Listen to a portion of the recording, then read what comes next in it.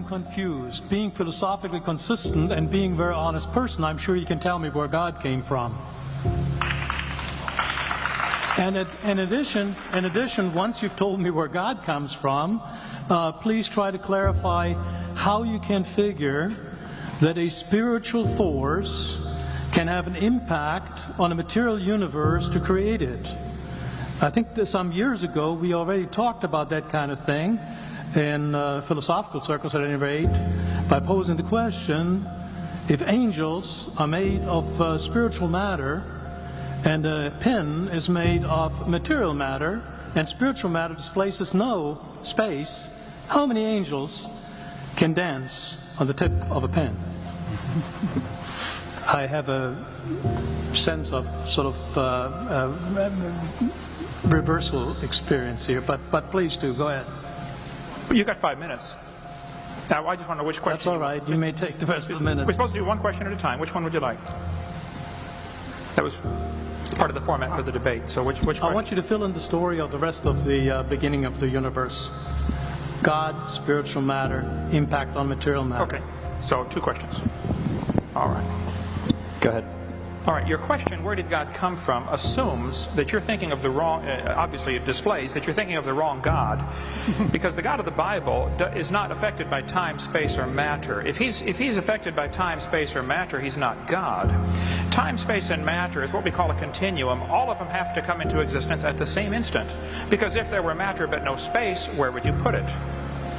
If there were matter and space but no time, when would you put it? You cannot have time, space, or matter independently. They have to come into existence simultaneously. The Bible answers that in 10 words. In the beginning, there's time.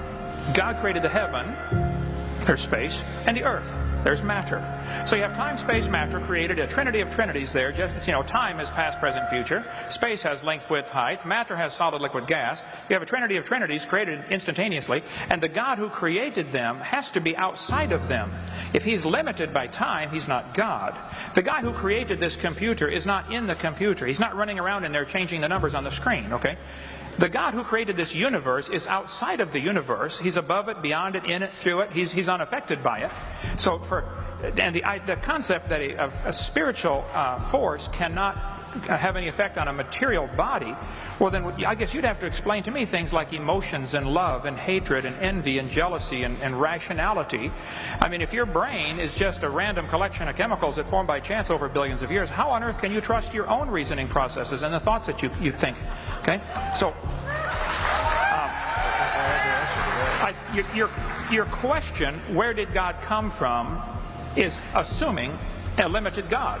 And that's your problem. The God that I worship is not limited by time, space, or matter. If I could fit the infinite God in my 3-pound brain, he would not be worth worshiping, that's for certain. So that's the God that I worship. Thank you. فاطر السماوات والأرض جعل لكم من أنفسكم أزواجا ومن الأنعام أزواجا يذرأكم فيه ليس كمثله شيء وهو السميع البصير